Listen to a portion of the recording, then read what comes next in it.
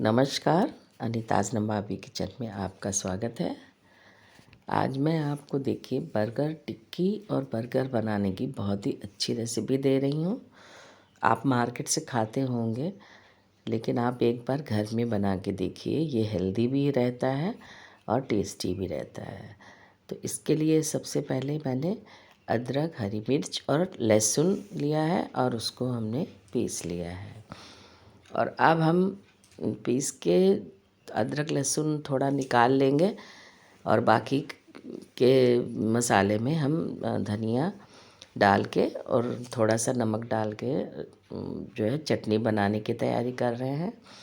तो इसमें मैंने धनिया डाली है, नमक डाला है, जीरा डाला है और थोड़ा सा काला नमक डालेंगे और अमचूर पाउडर डालेंगे और उसके बाद हम इसकी चटनी पीस लेंगे।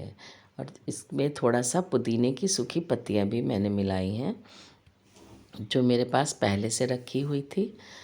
तो उनको पत्तियां मैं अक्सर सुखा के रख लेती हूँ। आप इनको छाया में सुखाइए और सुखाने के बाद में इनको पूरे 1 साल के लिए स्टोर कर सकते हैं। और फिर उसके बाद में आप उसको जब चाहे तब यूज़ कर सकते हैं। और अब हम चटनी पीस लेंगे और थोड़ी सी हींग हम इसमें डालेंगे, क्योंकि हींग का फ्लेवर भी चटनी में बहुत अच्छा आता है और साथ साथ ये आपके पेट के लिए भी बहुत अच्छी होती है। और ये देखिए हमारी हरी चटनी तैयार है। और अब ये मसले हुए आलू लिए हैं मैंने।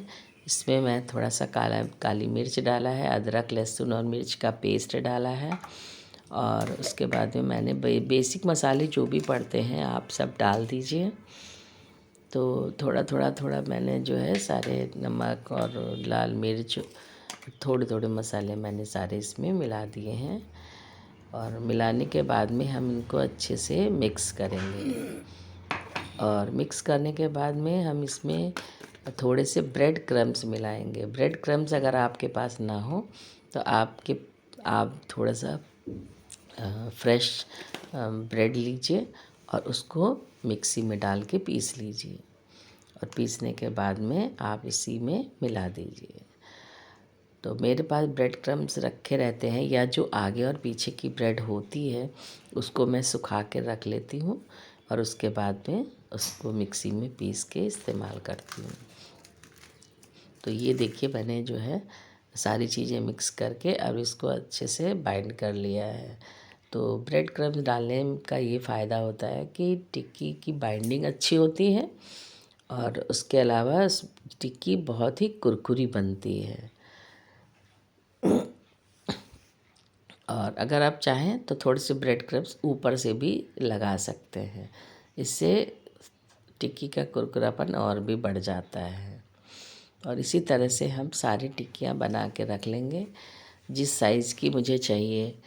अगर आपका बन बड़ा है तो आप बड़ी थोड़ा टिक्कियाँ बनाइए और अगर छोटा बन है तो आप छोटी टिक्कियाँ बनाइए। तो इसी तरह से बना के हम इनको तेल में फ्राई कर लेंगे। तो अगर आप टिक्की को थोड़ा सा ज़्यादा तेल में फ्राई करते हैं तो टिक्की बहुत ही ज़्यादा क्रिस्पी बनती है।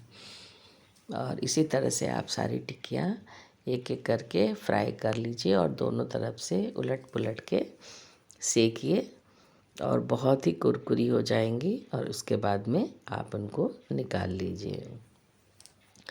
आप मेरे चैनल को ज़रूर देखिए, मैं बहुत ही अच्छी अच्छी रेसिपी बताती हूँ टिप्स और ट्रिक्स के साथ।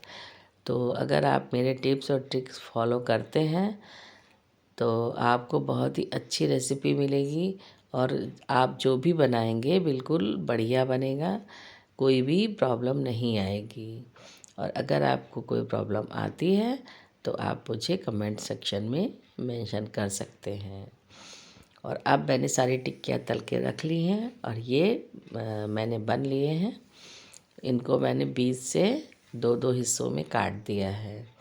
और अब हम एक बन लेंगे और उसके बाद में हम इस पर सबसे पहले उस पर हरी वाली चटनी हम अप्लाई करेंगे।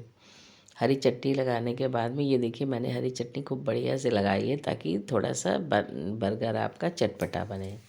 और अब मैंने थोड़े से प्याज, खीरा, टमाटर इनके स्लाइस कर लिए हैं। इस बात का आप ध्यान रखिए कि प्याज वगैरह के जो स्लाइस हैं बहुत मोटे मत करिएगा। बहुत मोटे स्लाइस करने से खाने में बहुत दिक्कत आती है।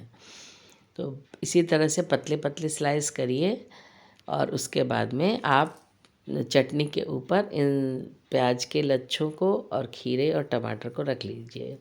आपने देखा मैंने प्याज के लच्छे अलग कर दिए हैं। इस तरह से आप लच्छे करके अगर प्याज डालते हैं तो आपका प्याज एक ही जगह इकट्ठा नहीं रहेगा और खाने में भी आपको अच्छा लगेगा।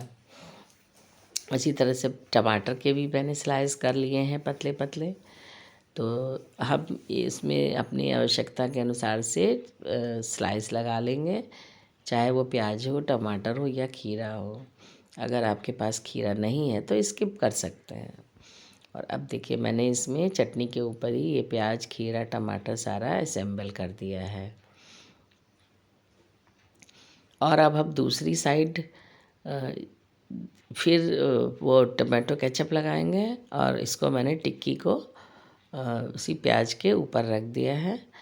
और टमाटो केचप लगाने के बाद में हम इसको अच्छे से फैला देंगे और फैलाने के बाद में हम थोड़ा सा मेयोनीज़ लगाएंगे। तो मेयोनीज़ अगर आपके पास है तो आप बाज़ार से की लगा दीजिए, वरना आप घर में मेयोनीज़ बना सकते हैं। मैंने इसकी रेसिपी अपने चैनल पे अपलोड कर रखी है, तो आप इसको ज़रूर देखिएगा। कितनी हेल्दी मेयोनीज़ हम घर में बनाते हैं।